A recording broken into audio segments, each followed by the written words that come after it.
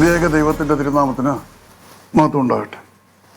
കർത്താൽ പ്രിയ സഹോദരങ്ങളെ, word to world മിനിസ്ട്രീസിൻ്റെ ആഭിമുഖ്യത്തിൽ നടത്തപ്പെടുന്ന വേർഡ് ടു വേൾഡ് ടെലിവിഷൻ്റെ നേതൃത്വത്തിൽ നയിക്കുന്ന Bible crown 26 mega Bible quiz കോമ്പറ്റീഷനിലേക്ക് നിങ്ങളെ എല്ലാവരെയും കർത്തൃനാമത്തിൽ സ്വാഗതം ചെയ്യും. നമുക്ക് പ്രാർത്ഥനയോടുകൂടി ആരംഭിക്കാം. എന്തതിശയമേ ദൈവത്തിൻ സ്നേഹം, എത്ര മനോഹരമേ. എന്തതിശയമേ ദൈവത്തിൻ സ്നേഹം, എത്ര മനോഹരമേ. അതു ചിന്തയിലടങ്ങാ സിന്ധു സമാനമായി സന്തതം കാണുന്നു ഞാൻ. എന്തതിശയമേ ദൈവത്തിൻ സ്നേഹം, എത്ര മനോഹരമേ. ആയിരം ആയിരം നാവുകളതു വർണ്ണിപ്പതിനായിരത്തിങ്കലൊരംശം ചൊല്ലിടുവാൻ പാരില സാധ്യമഹോ. എന്തതിശയമേ ദൈവത്തിൻ സ്നേഹം, എത്ര മനോഹരം.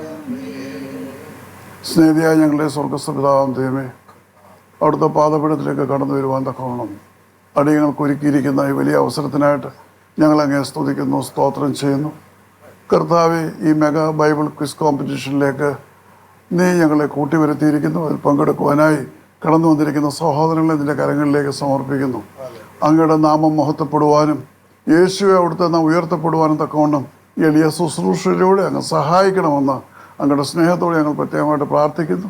ലോകത്തിൻ്റെ അനേക രാജ്യങ്ങളിൽ ഇരുന്നുകൊണ്ട് ഇതിൻ്റെ അനുഗ്രഹത്തിന് വേണ്ടി പ്രാർത്ഥിക്കുകയും പ്രവർത്തിക്കുകയും ചെയ്യുന്ന എല്ലാ മക്കളെയും അവിടുത്തെ കരങ്ങൾ സമർപ്പിക്കുകയാണ്. ആളെന്ന് വിളിക്കുന്ന ഒരളവ് നീ കൊടുത്തു കൊള്ളണമെന്ന് പ്രാർത്ഥിക്കുന്നു. പിശാചിൻ്റെ എല്ലാ തന്ത്രങ്ങളെയും തകർത്ത് അവിടുത്തെ രക്തക്കോട്ടയിൽ ഞങ്ങളെ സൂക്ഷിച്ച് അവിടുത്തെ പൊന്നുനാമം മഹത്വപ്പെടുവാൻ യേശുവെ ഞങ്ങളുടെ സഹായിക്കണമേ. യഹോവയെ അവിടുത്തെ രാജ്യത്തിൻ്റെ കെട്ടുപണിക്കായിട്ട് എളിയ ശുശ്രൂഷ എടുത്ത് ഉപയോഗിക്കണമെന്ന് അങ്ങയുടെ സ്നേഹത്തോട് പ്രാർത്ഥിക്കുന്നു. അതിനെ അവിടുത്തെ കരങ്ങൾ സമർപ്പിക്കുന്നു. അങ്ങ് ഏഴിലും അങ്ങയിലുമായിക്കൊണ്ട് ഈ മഹത്തായ ശുശ്രൂഷ നയിപ്പാൻ ശക്തീകരിക്കുകയും സഹായിക്കുകയും ചെയ്യണമെന്ന് യേശുവിൽ അപേക്ഷിക്കുന്നു. കൃപയുടെ കേൾക്കുമാറാണമേ.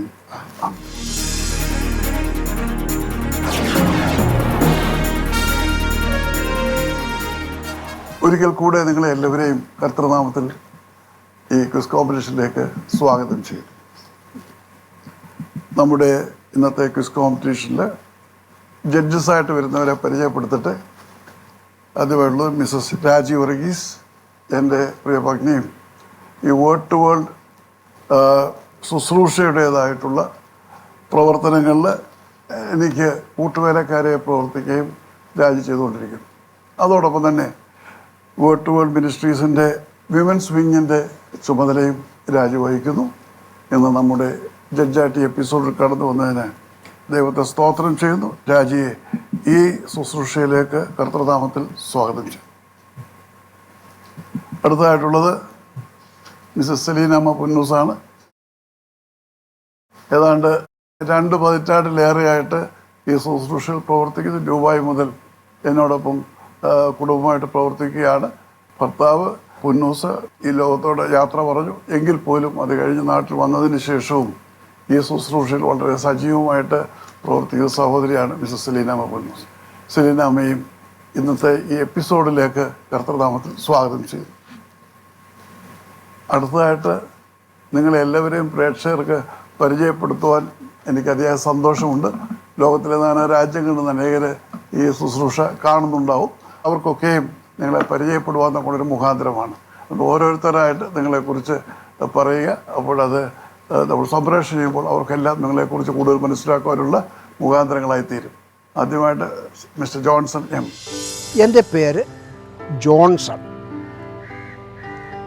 ഞാൻ വെമ്പായം ഇന്ത്യ പെന്തക്കോസ്ത് ദൈവസഭയുടെ അംഗമായി ആ സഭയുടെ പ്രവർത്തനങ്ങളുമായി സഹകരിച്ചു പോകുന്നു. ഈ അടുത്ത സമയത്തായി ഇങ്ങനെയൊരു ക്വിസ് പ്രോഗ്രാമിനെ കുറിച്ച് ഒരു അറിവ് ഞങ്ങൾക്ക് കിട്ടി. ആ ബ്രോഷർ ഞങ്ങൾ നോക്കിയപ്പോൾ ഞങ്ങളിൽ ചിലർക്ക് ഇതിനോട് താല്പര്യം തോന്നി. ഈ മത്സരത്തിൽ പങ്കെടുത്താൽ കൊള്ളാമെന്നൊരാഗ്രഹം ഞങ്ങൾക്കുമുണ്ടായി. അങ്ങനെയാണ് ഞങ്ങൾക്കിന്ന് ഇവിടെ വരാനിടയായി തീർന്നത്. താങ്കളുടെ കുടുംബം? 3 മക്കളുണ്ടായിരുന്നു. മൂത്ത മകൻ 2021 ഈ ഭൂമിയിൽ നിന്ന് മാറ്റപ്പെട്ടു. ഇപ്പോൾ 2 മക്കളും അവർ കുടുംബങ്ങളായി. മകനും കുടുംബവും എന്നോടൊപ്പമുണ്ട്. മകള് അവളുടെ ഭർത്താവിനോടൊപ്പം ആയിരിക്കുന്നു. അങ്ങനെ സന്തോഷമായി ജീവിക്കുന്നു. ദൈവിക ശുശ്രൂഷ പ്രവർത്തിക്കുന്നുണ്ടോ? ഉണ്ട്. സഭയുടെ ആത്മീയ കാര്യങ്ങളിൽ ഞങ്ങളുടെ പാസ്റ്ററെ സഹായിക്കുകയും ശുശ്രൂഷകളിൽ ചുമതല വഹിക്കുകയും ചെയ്യുന്നു. Okay, praise the Lord. ദൈവം അനുഗ്രഹിക്കട്ടെ. Praise the Lord. അബിയ? ദൈവത്തിന് മഹത്വം. എൻ്റെ പേര് അബിയ കെ എസ്തർ. ഞാൻ വരുന്നത് Carmel assemblies of God church കന്യാകുളങ്ങരയിൽ നിന്നാണ്. ഞാൻ +1 പഠിക്കുന്നു. വേർഡ് ടു വേർഡ് എന്ന ടെലിവിഷൻ ചാനലിൽ നടക്കുന്ന ബൈബിൾ ക്വിസിൽ ഞാനും പങ്കെടുക്കാൻ ആഗ്രഹിക്കുന്നു. എന്നെ ഒരു മത്സരാർത്ഥിയായി തിരഞ്ഞെടുത്തതിൽ എനിക്ക് അതിയായ സന്തോഷമുണ്ട്. എൻ്റെ പപ്പ ഒരു പാസ്റ്ററാണ്. എൻ്റെ അമ്മ വർക്ക് ചെയ്യുന്നു. എൻ്റെ ചേട്ടൻ +2 പരീക്ഷ കഴിഞ്ഞ് നിൽക്കുകയാണ്. പപ്പ എവിടെയാണ് പാസ്റ്ററായിട്ട് വർക്ക് ചെയ്യുന്നത്? കർമ്മേൽ എജി ചർച്ച് കന്യാകുളങ്ങരയിലാണ്. കന്യാകുളങ്ങര തന്നെയാണ് പാസ്റ്ററായിട്ട്? ഓക്കെ, തീർച്ചയായിട്ടും വളരെ സന്തോഷം. Welcome to this competition. Okay, thank you. Hi, ഞാൻ ജോസൂട്ടി MC, ഒരു റിട്ടയർഡ് അധ്യാപകനാണ്. വട്ടപ്പാറ താമസിക്കുന്നു. ഈ ക്വിസ് പ്രോഗ്രാമിൽ പങ്കെടുക്കുവാൻ അവസരം ലഭിച്ചതിൽ അതിയായ സന്തോഷമുണ്ട്. കാരണം ഓർമ്മയായ കാലം മുതൽ കയ്യിൽ കൊണ്ടു നടക്കുന്നതാണ് ബൈബിൾ. അപ്പോൾ ബൈബിളുമായിട്ട് ബന്ധപ്പെട്ട് ചില ചോദ്യങ്ങൾ ചോദിച്ചാൽ ഉത്തരങ്ങൾ പറയുന്നതിൽ സന്തോഷമുണ്ട്. അവസരം കിട്ടിയതിൽ പ്രത്യേകമായ നന്ദി ആദ്യം തന്നെ രേഖപ്പെടുത്തുന്നു. എൻ്റെ സ്വദേശം പത്തനംതിട്ടയാണ്. പക്ഷെ ഞാൻ തിരുവനന്തപുരത്ത് വന്നിട്ട് ഏതാണ്ട് 40 വർഷം കഴിഞ്ഞു. പഠിക്കാൻ വന്നു. പഠനം കഴിഞ്ഞപ്പോൾ ജോലി കിട്ടിക്കഴിഞ്ഞപ്പോൾ വിവാഹം കഴിഞ്ഞു. ഞാനിപ്പോൾ വട്ടപ്പാറയാണ് താമസിക്കുന്നത്. ഞാനൊരു ഹയർ സെക്കൻഡറി സ്കൂൾ അധ്യാപകനായിട്ട് റിട്ടയർ ചെയ്തു. 2 വർഷം SCRTയിൽ മലയാളത്തിൻ്റെ റിസർച്ച് ഓഫീസറായിട്ട് വർക്ക് ചെയ്യുകയും ഗവൺമെൻറ്റിന് വേണ്ടി ധാരാളം പാഠപുസ്തകങ്ങൾ തയ്യാറാക്കാനും ദൈവം എനിക്ക് അവസരം തന്നു. എനിക്ക് 3 മക്കളായിരുന്നു. മൂത്ത മകൻ 2 വർഷം മുമ്പ് ഈ ലോകത്തിൽ നിന്ന് മാറ്റപ്പെട്ടു. ഒരു മകനും ഒരു മകളുമുണ്ട്. 2 പേരും കുടുംബസ്ഥരാണ്. 3 കൊച്ചുമക്കളുണ്ട്. വളരെ സന്തോഷത്തോടെ കഴിയുന്നു. എൻ്റെ വൈഫും ഒരു ഹയർ സെക്കൻഡറി സ്കൂൾ പ്രിൻസിപ്പളായിട്ട് റിട്ടയർ ചെയ്തു. ഏത് ചർച്ചിലാണ്? ഞാൻ IPC ചർച്ചിലാണ് പോകുന്നത്. നേരത്തെ ഞാൻ കാത്തലിക് ചർച്ചിൽ ആയിരുന്നു. ഞാനൊരു സെമിനാരിയിൽ പഠിപ്പിക്കുന്നുണ്ട്. മുൻപ് 25 വർഷം ഒരു കാത്തലിക് സെമിനാരിയിലെ അധ്യാപകനായിരുന്നു. ഇപ്പോൾ വട്ടപ്പാറയുള്ള IPC Hebron church alpha Bible കോളേജിൽ അധ്യാപകനായിട്ട് വർക്ക് ചെയ്യുന്നു. ബൈബിൾ കോളേജിൽ സർട്ടിഫിക്കറ്റ് കോഴ്സ് ആണുള്ളത് അതോ ഡിഗ്രി കോഴ്സ്? ഡിഗ്രി കോഴ്സ് ഉണ്ട്. ഡിഗ്രി കോഴ്സസ് എന്ന് പറയുമ്പോൾ BTH, ഇപ്പോൾ MD ഉണ്ട്. അപ്പം നിങ്ങൾ ഏത് യൂണിവേഴ്സിറ്റിയാണ് അഫിലിയേറ്റ് ചെയ്തിരിക്കുന്നത്? കുമ്പനാണല്ലോ AIT. അതെ. അതിലാണ് ഏഷ്യൻ. ഓക്കെ, ദൈവം അനുഗ്രഹിക്കട്ടെ. Thank you. ജെസ്സി പറയൂ. ദൈവത്തിന് മഹത്വം. എൻ്റെ പേര് ജെസ്സി. ഞാൻ ഇന്ത്യ പെന്തക്കോസ് വെമ്പായം ചർച്ചിലെ വിശ്വാസിയാണ്. ഇങ്ങനെ ഒരു ക്വിസ് മത്സരം പറ്റി അറിയുവാനിടയായി. അതിൽ പങ്കെടുക്കുവാൻ എനിക്കും താല്പര്യമുണ്ട്. ദൈവത്തിൻ്റെ വചനം വായിക്കുവാനും അതിൽ നിന്ന് ചില ചോദ്യങ്ങൾക്കൊക്കെ ഉത്തരം പറയുവാനും അടിയനും ആഗ്രഹിക്കുന്നു. കുടുംബമുണ്ട്. 2 ആൺമക്കളുമുണ്ട്. കുടുംബമായി സന്തോഷമായി പോകുന്നു. ഈ ബൈബിൾ ക്വിസിൻ്റെ വിവരം അറിഞ്ഞപ്പോൾ ഇതിൽ വന്ന് പങ്കെടുക്കുവാൻ ആഗ്രഹിച്ചാണ് കടന്നു വന്നിരിക്കുന്നത്. നേരത്തെ ബൈബിൾ ക്വിസിലൊക്കെ പങ്കെടുക്കാറുണ്ടോ? ചർച്ചിലെ ബൈബിൾ ക്വിസിലൊക്കെ പങ്കെടുക്കാറുണ്ട്. പരിചയമുണ്ട്. അങ്ങനെ തീർച്ചയായിട്ടും. ദൈവം അനുഗ്രഹിക്കട്ടെ.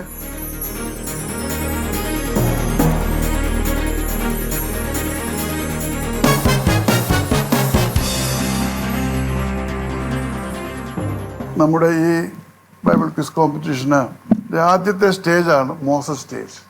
ഇതാണ് ആദ്യത്തെ സ്റ്റേജ്. മോസസ് സ്റ്റേജിൽ 4 റൗണ്ട്സാണ് ഒരു എപ്പിസോഡിനുള്ളത്. ഒന്നാമത്തെ റൗണ്ട് എന്ന് പറഞ്ഞാൽ Old Testament round. Old Testament റൗണ്ടിന് 4 ചോദ്യങ്ങളുണ്ടാകും. ആളാം പ്രതി ഓരോ ചോദ്യം. റൈറ്റ്. രണ്ടാമത്തെ റൗണ്ട് ന്യൂ ടെസ്റ്റ്മെന്റ് റൗണ്ടാണ്. പുതിയ നിയമത്തിൽ ഓരോരുത്തർക്കും ഓരോ ചോദ്യമുണ്ടാവും. മൂന്നാമത്തെ റൗണ്ട് ടെസ്റ്റിമണി റൗണ്ട്, സാക്ഷ്യ റൗണ്ടാണ്. ക്രിസ്ത്യ ജീവിതത്തിലെ നമ്മുടെ സാക്ഷ്യം, യേശുക്രിസ്തുവിനെ കുറിച്ചും നമ്മുടെ അനുഭവങ്ങൾ, നമ്മുടെ പ്രവർത്തനങ്ങൾ എന്തെല്ലാം ഉണ്ടോ അതെല്ലാം ആകെ തുകയിൽ 5 മിനിറ്റ് കൊണ്ട് പറയത്തക്ക ഒരു സന്ദർഭമാണ്. അതിന് കൂടുതലായിട്ട് സമയം ആവശ്യം, 1 മിനിറ്റ് കൂടി എക്സ്റ്റൻഷൻ കിട്ടും. അങ്ങനെ 6 മിനിറ്റ് അങ്ങേയറ്റം ഒരു ടെസ്റ്റ് മണി റൗണ്ടാണ്. ടെസ്റ്റ് മണി റൗണ്ട് കഴിഞ്ഞ ശേഷം റാപ്പിഡ് റീഡിങ് റൗണ്ട്. ഒരു വേദഭാഗം ഇവിടെ നിന്ന് അറിയിക്കുന്നത് എത്രയും പെട്ടെന്ന് എടുത്ത് വായിക്കുക. ഇതാണ് നമ്മുടേതായിട്ടുള്ള ഈ റൗണ്ടിൻ്റെ ഘടന. ശരിയായ ഉത്തരം നൽകുന്നവർക്ക് 5 മാർക്ക് ലഭിക്കും. ഉത്തരം തെറ്റാണെങ്കിൽ -2 മാർക്സ്. അപ്പോൾ ആദ്യത്തെ മത്സരാർത്ഥിക്ക് ഉത്തരം പറയാൻ കഴിയുന്നില്ലെങ്കിൽ അടുത്ത മത്സരാർത്ഥിയിലേക്ക് ആ ക്വസ്റ്റ്യൻ പാസ് ചെയ്യും. അപ്പോൾ ആ രണ്ടാമത്തെയോ മൂന്നാമത്തെയോ നാലാമത്തെയോ ഏത് മത്സരാർത്ഥിയാണ് പിന്നീട് ശരിയായ മറുപടി നൽകുന്നതെന്ന് വെച്ചാൽ അവർക്ക് 4 മാർക്കായിരിക്കും ലഭിക്കുന്നത്. നമ്മൾ ഉത്തരം നൽകി തെറ്റായി പോവുകയാണെങ്കിൽ -2 എല്ലാവർക്കും ബാധകമാണ്. ഓൾറൈറ്റ്, ഇതാണ് നമ്മുടേതായിട്ടുള്ള ഈ മോസസ് സ്റ്റേജിൻ്റെ ഘടന.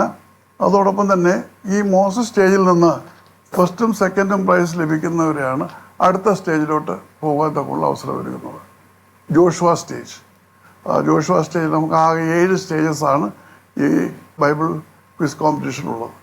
രണ്ടാമത്തെ സ്റ്റേജാണ് ജോഷുവ സ്റ്റേജ്. അതിലേക്കുള്ള സെലക്ഷൻ ഇവിടുന്ന് ഫസ്റ്റും സെക്കൻഡും കിട്ടുന്ന സഹോദരങ്ങൾക്കായിരിക്കും. പ്രത്യേകിച്ച് എന്തെങ്കിലും ചോദിക്കാനുണ്ടെങ്കിൽ ആൻസർ അറിഞ്ഞുകൂടെങ്കിൽ ഒരു കുഴപ്പമില്ല. മൈനസ് മാർക്കും ഇല്ല, പ്ലസ് മാർക്കും ഇല്ല, നോ പ്രോബ്ലം. ഓക്കെ, തീർച്ചയായിട്ടും പാസ് എന്ന് പറയണം. പക്ഷേ പാസ് എന്ന് പറയണം, അത്രേ ഉള്ളൂ. കാരണം അടുത്ത ഒരാൾക്ക് ആ അവസരം കൊടുക്കാനായിട്ടാണ്. മറ്റെന്തെങ്കിലും ബൈബിൾ റീഡിങ്ങിന് ബൈബിൾ ഇവിടുന്ന് പ്രൊവൈഡ് ചെയ്യും? തീർച്ചയായിട്ടും തരും. ആ ബൈബിൾസ് എല്ലാം റെഡിയാണ്. അത് ആ റൗണ്ട് വരുമ്പോൾ അവിടെ അഭിയായിക്ക് വേറെ ക്വസ്റ്റ്യൻ ഉണ്ടോ? ഇല്ല. അപ്പോൾ നമുക്ക് ആരംഭിക്കാമല്ലോ.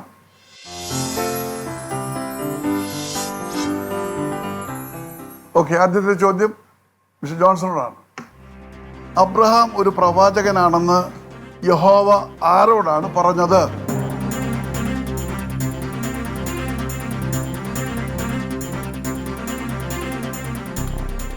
പാസ്. പാസ്. അബിയ? അബീമേലെക്കിനോട്. അബീമേലേക്ക് ആരായിരുന്നു? രാജാവായിരുന്നു. രാജാവായിരുന്നു. അപ്പോൾ അബീമേലേക്ക് രാജാവിനോടാണ് അബ്രഹാം ഒരു പ്രവാചകനാണെന്ന് പറഞ്ഞത്. എങ്ങനെയാ പറഞ്ഞത്? സാറായിയെ. അല്ല, എങ്ങനെയാണ്? നേരിട്ട് വന്ന് ഇറങ്ങി വന്ന് പറയുമായിരുന്നു? ആള് പറഞ്ഞയക്കായിരുന്നു? അതോ സ്വപ്നം കാണുകയായിരുന്നു? സ്വപ്നം കണ്ടപ്പോൾ ദൈവം പറഞ്ഞത്. ഓക്കെ, അബീമേലെക്കിനോടാണ് അബ്രഹാം ഒരു പ്രവാചകനാണെന്ന് പറയുന്നത്. ഉത്തരം വളരെ ശരിയാണ്. അബിയയ്ക്ക് 4 മാർക്ക്. All right, second question. ധൈര്യമായിട്ടിരിക്കുക. റൈറ്റ്. യെരുശലേം ദേവാലയത്തിൻ്റെ പണിക്കായി എത്ര കല്ലുവെട്ടുകാരെയാണ് ശലോമോൻ ഉപയോഗിച്ചത്?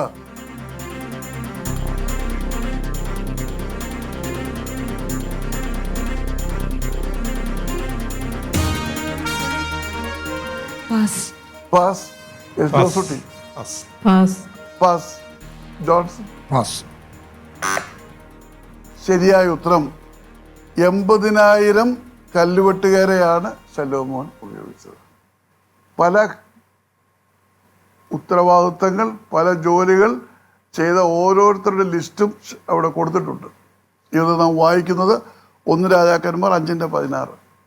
എത്ര ചുമട്ടുകാരെ ഉപയോഗിച്ചുവെന്ന് പറയുന്നുണ്ട്. അപ്പോൾ ഇങ്ങനെ ഓരോ യെരുശലേം ദേവാലയത്തിൻ്റെ ഘടനയിൽ ഓരോരുത്തരും പ്രവർത്തിച്ചതിനെക്കുറിച്ച് കൊടുക്കുന്നുണ്ട്. ഇവിടെ നാം ഇപ്പോൾ മനസ്സിലാക്കുന്നത് 80,000 കല്ലുവെട്ടുകാരെയാണ് ശലോമോൻ ഉപയോഗിച്ചത്. ഓൾറൈറ്റ്, മൂന്നാമത്തെ ചോദ്യം ജോസൂട്ടിയോടാണ്. 30 കഴുതപ്പുറത്ത് കയറി ഓടിക്കുന്ന 30 പുത്രന്മാർ ഉണ്ടായിരുന്ന ഇസ്രായേൽ ന്യായാധിപൻ ആരായിരുന്നു? പാസ്. ജെസി? യായീർ.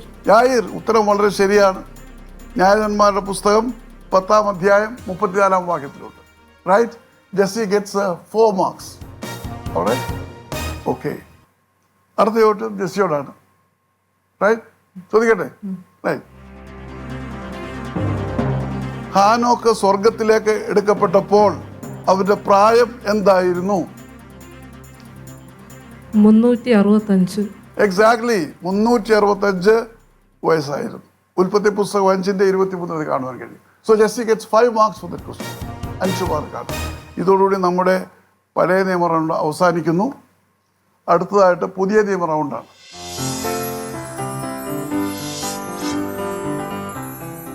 പുതിയ നിയമ റൗണ്ട് ആരംഭിക്കുന്നത് ജെസ്സിയിൽ നിന്നാണ്. All right, are you ready? Already. Ready, okay. കയ്യാഫാവിന്റെ അരമനയുടെ നടുമുറ്റത്ത് വെച്ച് പത്രോസിനെ ആദ്യമായി തിരിച്ചറിഞ്ഞത് ആരാണ്?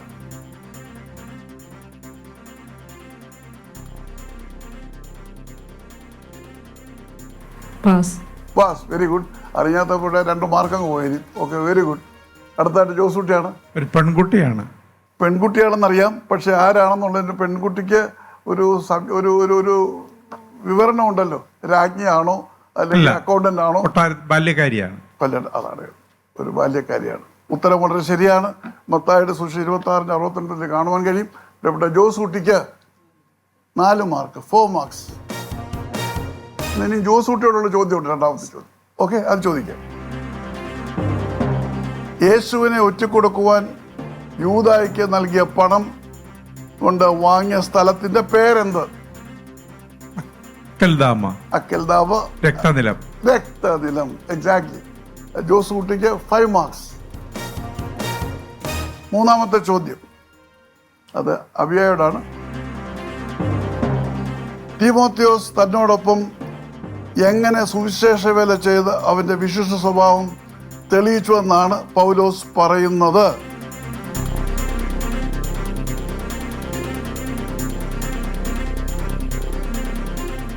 Pass. Pass. Yes, mister Johnson.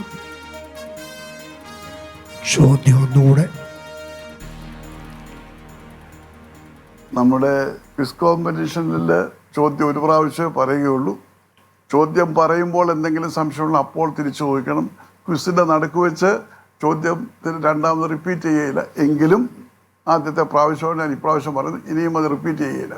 Yes, Timotheos തന്നോടൊപ്പം എങ്ങനെ സുവിശേഷ വേല ചെയ്ത് അവൻ്റെ വിശിഷ്ട സ്വഭാവം തെളിയിച്ചുവെന്നാണ് പൗലോസ് പറയുന്നത്.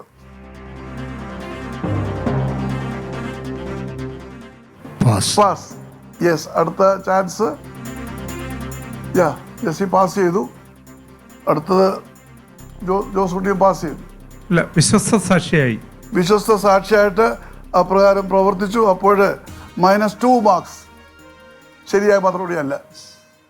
ഒരു മകൻ പിതാവിനോടെന്ന പോലെയാണ് അപ്പോസ്തലൻ പറയുന്നത്. ഒരു മകൻ പിതാവിനോടെന്ന പോലെയാണ് തീമോത്തിയോസ് അദ്ദേഹത്തോടൊപ്പം പ്രവർത്തിച്ചത്.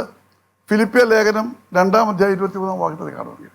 ഓൾറൈറ്റ്, ഇനി 4-ാമത്തെ ചോദ്യം അത് ജോൺസണോടാണ്. കറക്റ്റ്. തൻ്റെ ഉപമകളിൽ യേശു ഒരിക്കൽ മാത്രമാണ് ഒരുത്തൻ്റെ പേര് ഉപയോഗിച്ചിട്ടുള്ളത്. ആ പേര് എന്താണ്? Pass. Pass. Yes, Jessy. Pass. Pass. Josootty pass. Abiya? ലാസർ. എന്താ ധൈര്യമായിട്ട് പറയും, എന്താ പേടിക്കുന്നത്? അബിയയ്ക്ക് 4 മാർക്ക്. അതോടുകൂടി നമ്മുടെ ന്യൂ ടെസ്റ്റ്മെന്റ് റൗണ്ട് അവസാനിക്കുകയാണ്. Museum of the Word international Bible theme park. അത്യുന്നതനായ ദൈവം തന്റെ കൈവിരൽ കൊണ്ടെഴുതിയ വചനമായ 10 കൽപ്പനകൾ മാനുഷ്യകരങ്ങളിൽ നൽകിയതിനു ശേഷം മാനവ സമൂഹത്തിനുണ്ടായ അനുഗ്രഹങ്ങളെ വർണ്ണിക്കുവാൻ സർവശക്തനായ ദൈവം ആഗോള സുവിശേഷകനും ബൈബിൾ പരിഭാഷകനുമായ ബ്രദർ ഡോക്ടർ മാത്യൂസ് വർഗീസിന് നൽകിയ ദർശനത്തിന്റെ ആവിഷ്കാരം.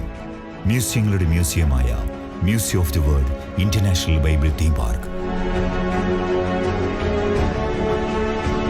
ഏദൻ തോട്ടം മുതൽ യേശുക്രിസ്തുവിന്റെ സ്വർഗാരോഹണം വരെ വിശ്വാസി ഹൃദയങ്ങളിൽ അനുഭവവേദ്യമാക്കുന്ന മ്യൂസിയങ്ങളുടെ museum. Museum of the Word international Bible theme park.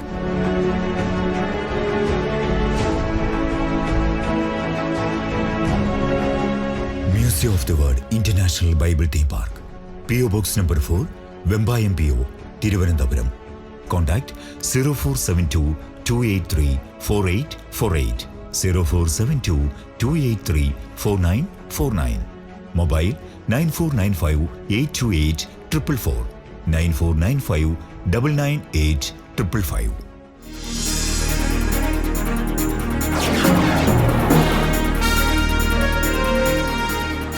അടുത്തതായിട്ടുള്ളത് testimony റൗണ്ടാണ്.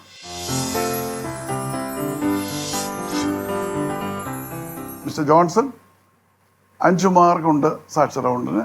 5 minute ഉണ്ട്. സമയം പോരായെങ്കിൽ 1 മിനിറ്റ്, 6 മിനിറ്റ്. ഓൾറൈറ്റ്.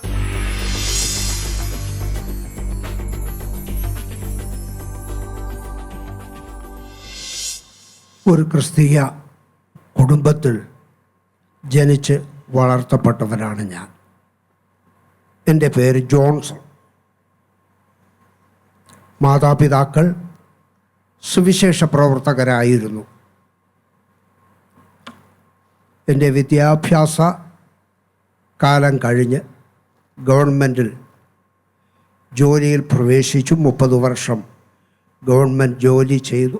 റിട്ടയർ ചെയ്തതിന് ശേഷം ഇപ്പോൾ വിശ്രമ ജീവിതം നയിക്കുന്നതിനോടൊപ്പം തന്നെ ഞാനും എൻ്റെ കുടുംബവും ബൊമ്പായം ഇന്ത്യ പെന്തക്കോസ്ത് ദൈവസഭയുടെ അംഗങ്ങളായി അവിടെ ആരാധിക്കുകയും ആത്മിക ശുശ്രൂഷകളിൽ സഹകരിക്കുകയും ചെയ്യുന്നു. 3 മക്കളുണ്ടായിരുന്നു.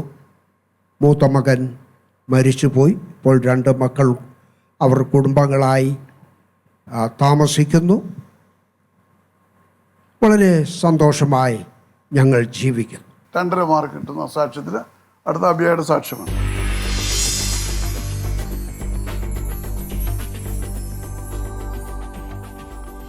ദൈവത്തിന് സ്തോത്രം.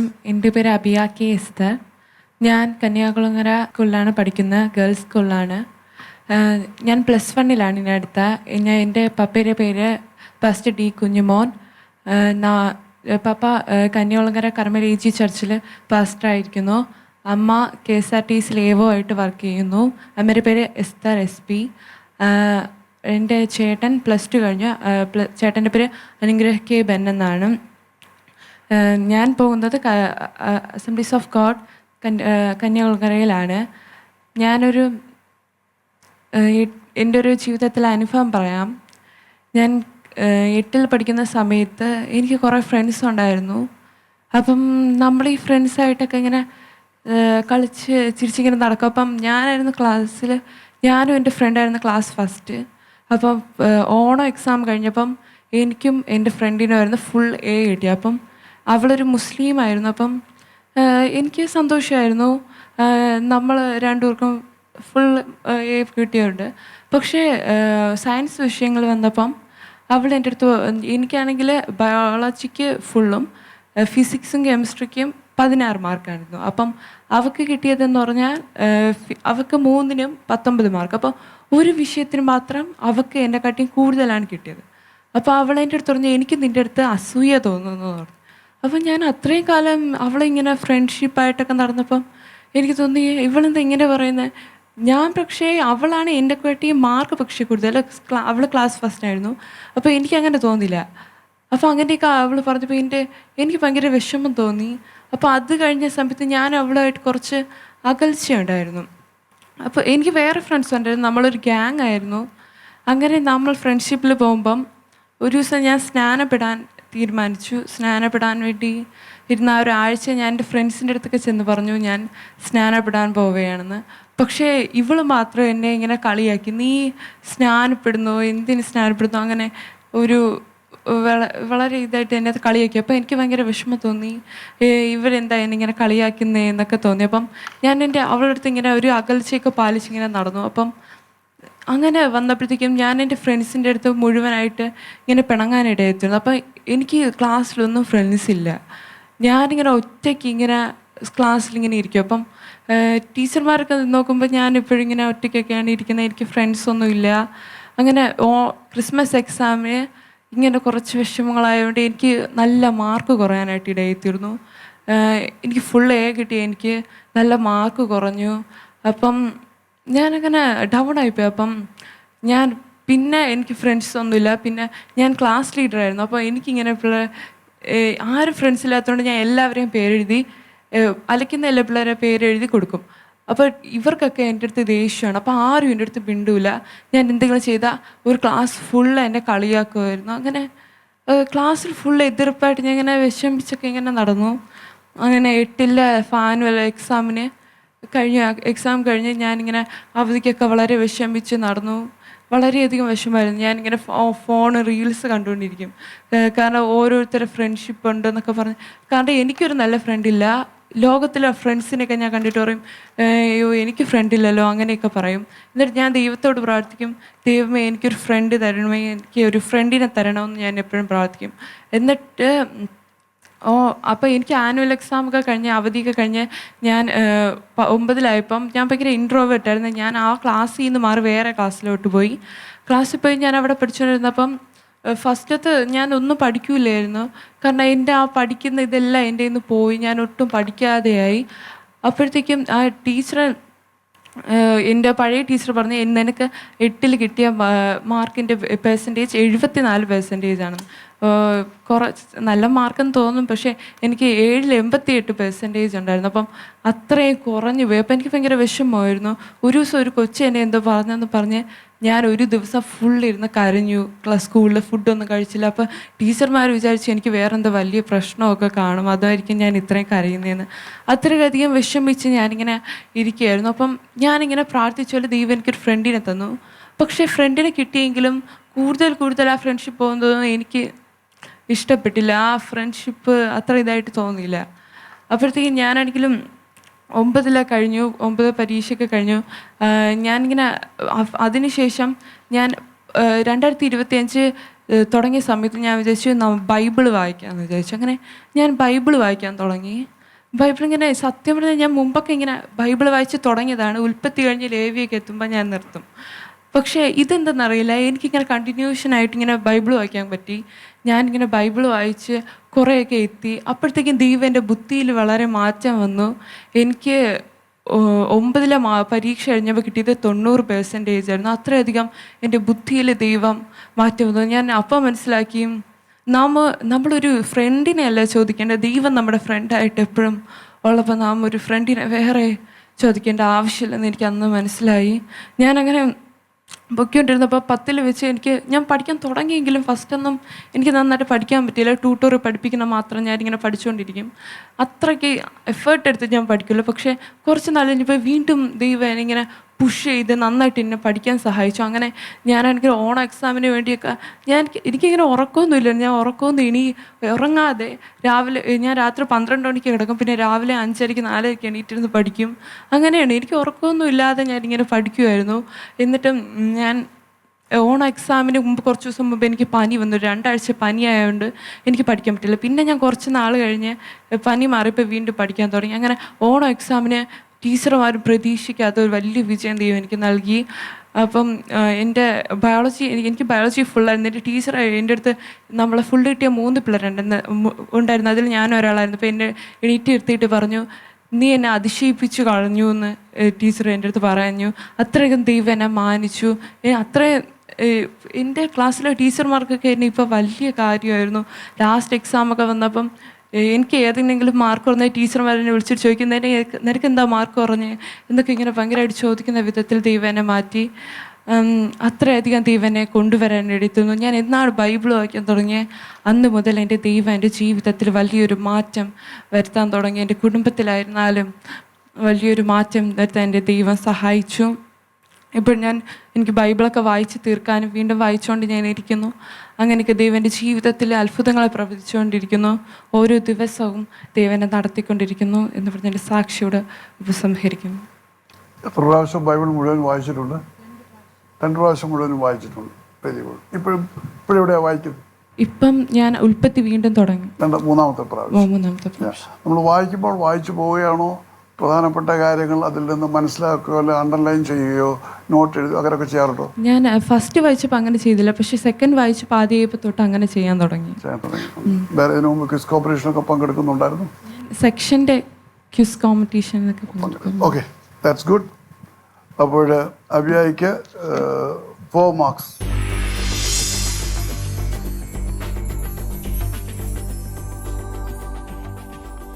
ദൈവനാമത്തിന് മഹത്വം ഉണ്ടാകട്ടെ. ദൈവം ചെയ്ത വലിയ നന്മകളെ ഈ സമൂഹത്തിൽ സാക്ഷിപ്പാൻ എനിക്ക് ലഭിച്ച വലിയ അവസരത്തിന് ഞാൻ ആദ്യം തന്നെ ദൈവത്തിന് നന്ദി കരയറ്റുകയാണ്. ഞാൻ പത്തനംതിട്ട ജില്ലയിൽ ആങ്ങമഴി എന്ന് പറയുന്ന ഒരു കുഗ്രാമത്തിലാണ് ജനിച്ച് വളർന്നത്. പ്രീ ഡിഗ്രിയും ഡിഗ്രിയും പഠിച്ചത് പത്തനംതിട്ട കാതലിക്കറ്റ് കോളേജിലാണ്. തുടർന്ന് ഞാൻ തിരുവനന്തപുരത്ത് കാര്യവട്ടം യൂണിവേഴ്സിറ്റി സെൻറ്ററിൽ MA ജോയിൻ ചെയ്തു. അവിടെ പഠനം കഴിഞ്ഞപ്പോൾ തന്നെ തിരുവനന്തപുരത്തുള്ള സെൻറ്റ് തോമസ് സ്കൂളിൽ അധ്യാപകനായിട്ട് ജോലി ലഭിച്ചു. എനിക്ക് അധ്യാപക വൃത്തി വളരെ ഇഷ്ടമായിരുന്നു. കാരണം യേശു കുഞ്ഞുങ്ങൾക്ക് വേണ്ടി ഏറെ സംസാരിച്ച ആളാണ്. കുഞ്ഞുങ്ങളെ എൻ്റെ അടുക്കൽ വരുവാൻ വിടുവീൻ. ആ ഒരു വലിയ സ്വാധീനം ഒരു അധ്യാപകനാകാൻ എന്നെ സഹായിച്ചിട്ടുണ്ട്. തുടർന്ന് 5 വർഷം അവിടെ സേവനം അനുഷ്ഠിച്ചു കഴിഞ്ഞ് പട്ടം സെൻറ്റ് മേരി സ്കൂളിൽ അധ്യാപകനായിട്ട് ഹൈസ്കൂളിൽ നിയമനം ലഭിച്ചു. അതിനെ തുടർന്ന് 5 വർഷത്തിന് ശേഷം ഗവൺമെൻറ് സ്കൂളിൽ ഹൈസ്കൂൾ അധ്യാപകനെ ജോയിൻ ചെയ്തു. അതിനുശേഷം 2012 ഹയർ സെക്കൻഡറി സ്കൂളിലേക്ക് പ്രൊമോഷൻ കിട്ടി. അങ്ങനെ കേരളത്തിലെ ഒരു 4 ജില്ലകളിൽ ജോലി ചെയ്യാൻ അവസരം കിട്ടി. അത് കഴിഞ്ഞ് 2 വർഷം ഞാൻ SCRTയിൽ മലയാളത്തിൻ്റെ റിസർച്ച് ഓഫീസറായിരുന്നു. 22ഓളം പാഠപുസ്തകങ്ങൾ എഡിറ്റ് ചെയ്യാനും അതിന് നേതൃത്വം വഹിക്കാനും ദൈവം എനിക്ക് അവസരം തന്നു. ഈ കാലഘട്ടങ്ങളൊക്കെ ഒത്തിരി പ്രതിസന്ധികളിലൂടെയാണ് ഞാൻ കടന്നുപോയത്. ആ സന്ദർഭത്തിലെല്ലാം ഞാൻ ബൈബിൾ വായിക്കുകയും അത് ധ്യാനിക്കുകയും ചെയ്യും. ഇന്ന് പൊതുവേ പറയുന്നത് പോലെ വിശ്വാസത്തിലേക്ക് കടന്നു വന്നാൽ നമ്മുടെ ജീവിതത്തിലെ പ്രശ്നങ്ങളെല്ലാം മാറും എന്ന ഒരു ധാരണയുണ്ട്. എനിക്കതിനോട് യോജിപ്പില്ല. എൻ്റെ അനുഭവം അങ്ങനെയല്ല. ഞാൻ ബൈബിൾ വായിച്ചപ്പോഴൊക്കെ ആരൊക്കെ ദൈവകൃപയിലേക്ക് വന്നിട്ടുണ്ടോ അവരുടെയൊക്കെ ജീവിതത്തിൽ പ്രതികൂലങ്ങളും പ്രതിസന്ധികളും ഉണ്ടായിട്ടുണ്ട്. പക്ഷേ അതിനെ അതിജീവിപ്പാൻ വേണ്ട വലിയ ദൈവകൃപ കർത്താവ് നൽകുന്നതായിട്ടാണ് ഞാൻ മനസ്സിലാക്കിയത്. എൻ്റെ ജീവിതാനുഭവങ്ങൾ അങ്ങനെ തന്നെയാണ്.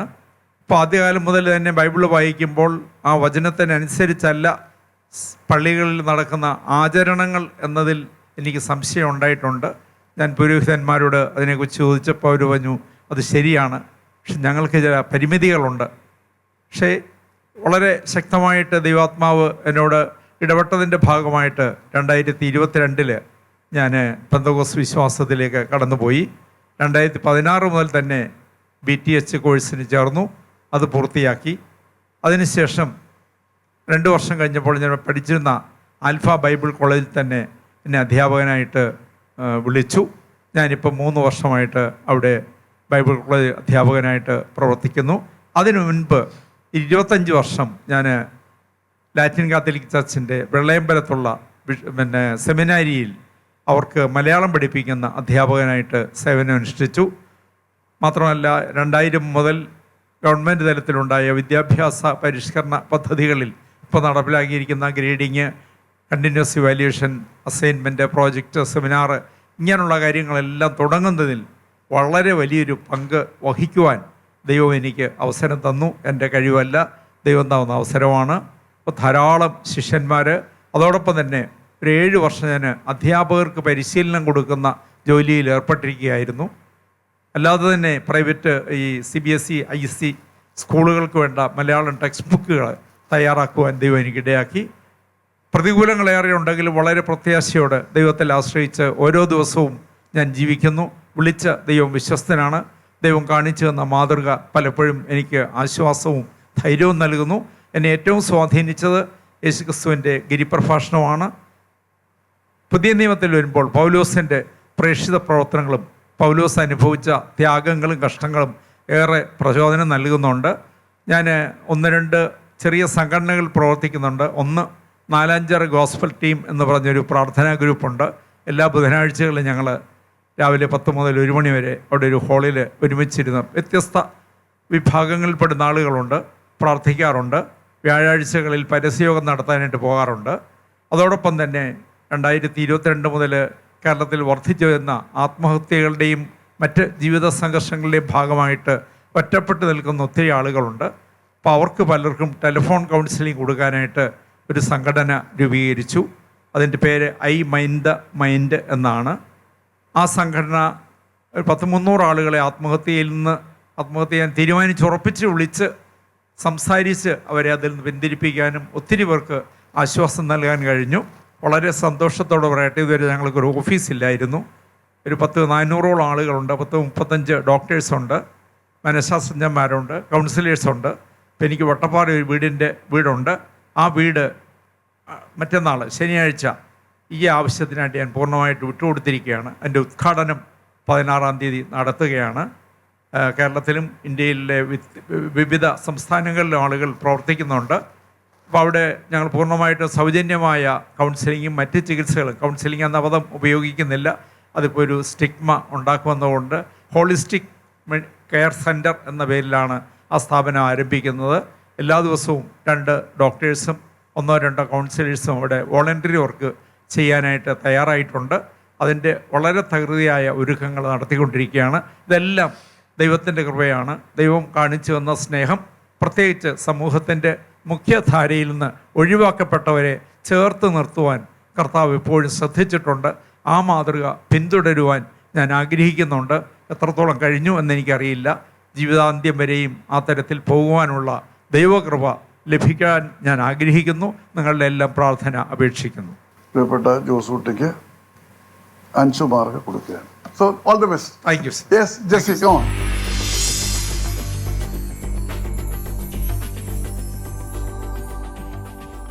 ഞാൻ ഒരു ക്രിസ്തീയ കുടുംബത്തിലാണ് ജനിച്ച് വളർന്നത്. എൻ്റെ സ്വന്തം സ്ഥലം നെടുമങ്ങാടാണ്.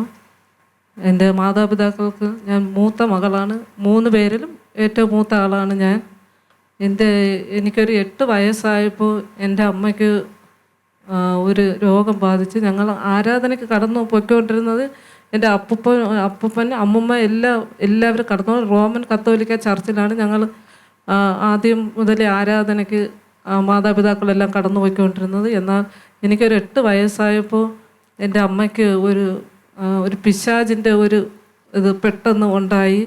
അമ്മ സംസാരിക്കുകയില്ല, ആരോടും ഒന്നും ഒന്നുമില്ലാതെ ഒരു വിഗ്രഹം എവിടെ കൊണ്ടുവയ്ക്കാതെ അങ്ങനെ ഇരിക്കും. അതേപോലെയായിരുന്നു എൻ്റെ അമ്മയുടെ. അന്ന് എനിക്കൊന്നും അറിയില്ല, ഞാൻ കുഞ്ഞായിരുന്നുകൊണ്ട് എനിക്ക് അതിനെപ്പറ്റി ഒന്നും അറിയില്ലായിരുന്നു. 8 വയസ്സേ ഉണ്ടായിരുന്നുള്ളൂ. എൻ്റെ ഇളയതാണ് ബാക്കി 2 പിള്ളേരും. അങ്ങനെ 2 വർഷം വരെ അമ്മ ഇങ്ങനെ ഒരേ ഇരിപ്പായിരുന്നു. ആരോടും മിണ്ടുകയും ഇല്ല, ഒന്നും സംസാരിക്കുകയില്ല. അങ്ങനെ അപ്പൂപ്പനും അമ്മ എല്ലാവരും അമ്മയെ പല പള്ളികളിലൊക്കെ അന്ന് കൊണ്ടുപോയി. ഓരോ സ്ഥലങ്ങൾ, വെട്ടുകാട് പള്ളി, അതുപോലെ ഓരോ പുണ്യ പള്ളികളിലൊക്കെ ഇങ്ങനെ കൊണ്ടുപോയെങ്കിലും അമ്മയ്ക്ക് ഒരു സുഖവും ഉണ്ടായില്ല. അങ്ങനെ അമ്മ മരിച്ചു പോകും. അമ്മയ്ക്ക് സംസാരിക്കാൻ പറ്റിയില്ലെങ്കിലും അമ്മയ്ക്ക് ഉള്ളിൽ നല്ല ഓർമ്മയുണ്ടായിരുന്നു. അമ്മ എല്ലാ കാര്യങ്ങളും അറിയാം. സംസാരിക്കാൻ പറ്റില്ല എന്നേ ഉണ്ടായിരുന്നുള്ളൂ.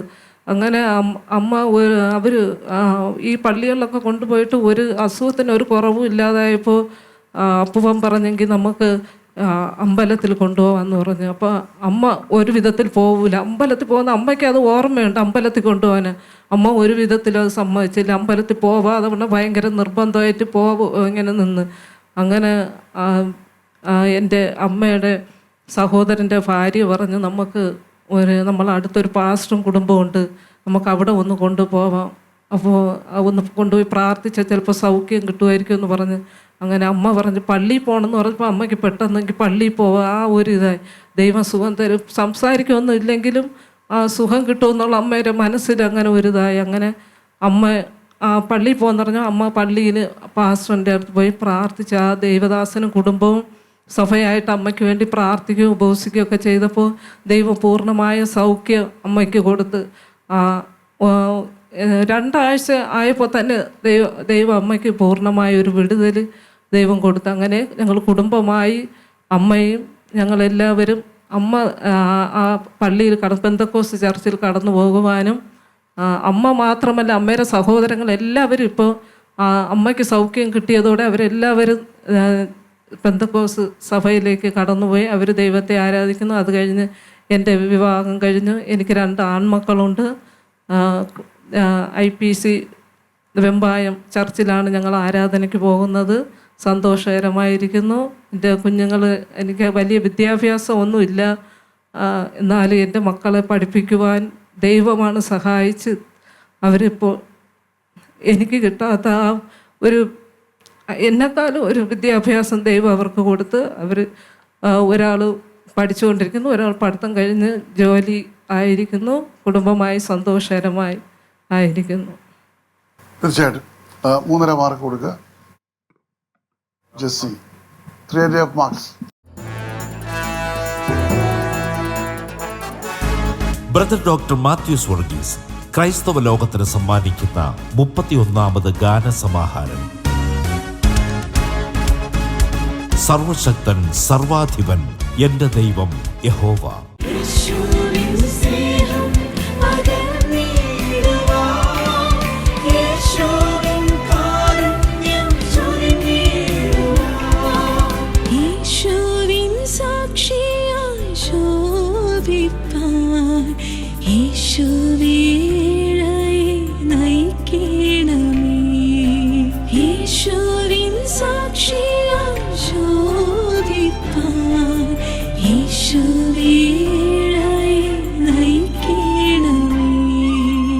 സർവശക്തൻ സർവാധിപൻ എന്റെ ദൈവം യഹോവ.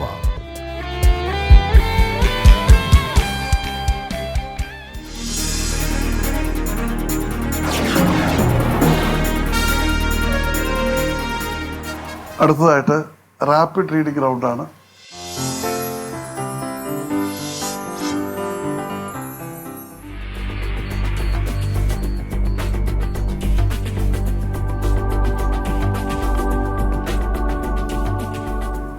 സദൃശവാക്യങ്ങൾ 19:12.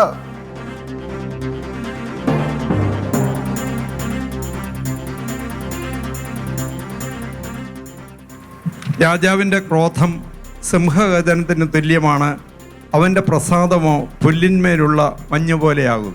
ജോസൂട്ടി കറക്റ്റ് റീഡിംഗ്, 2 മാർക്ക് ലഭിക്കും. 1 തിമോത്തിയോസ് 6:12.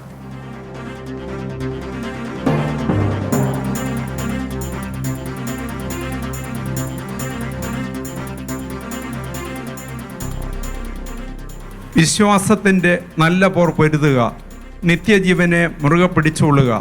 അതിനായി നീ വിളിക്കപ്പെടുകയും അനേകം സാക്ഷികളുടെ മുമ്പിൽ അത് ഏറ്റുപറയുകയും ചെയ്തിട്ടുണ്ടല്ലോ. തീർച്ചയായും 2 മാർക്ക് ജോസൂട്ടിക്ക്.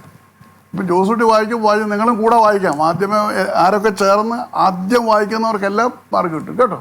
ഇപ്പം പുള്ളി വായിക്കാൻ തുടങ്ങിക്കഴിഞ്ഞ് കഴിഞ്ഞാൽ അദ്ദേഹത്തിന് മാർക്ക് കിട്ടും, ആദ്യമേ വായിക്കുന്നവർക്ക്. ഓൾ റൈറ്റ്, ലാസ്റ്റ് അവസാനത്തെ വായന ബൈബിൾ അടച്ചാട്ട് പ്ലീസ്. യോന 3:8.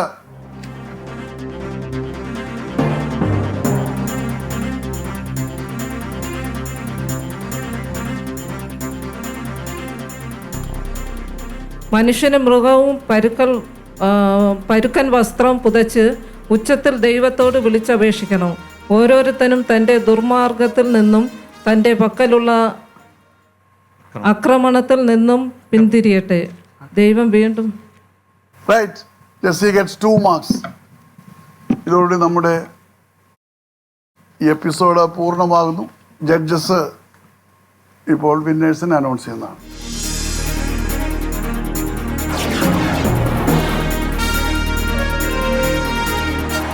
First prize goes to Mr. Josuti. Yeah, first prize goes to Mr. Josuti. And second prize goes to Mrs. Jessie. Yes, right. ദയവായിട്ട് സമ്മാനം ഏറ്റുവാങ്ങും.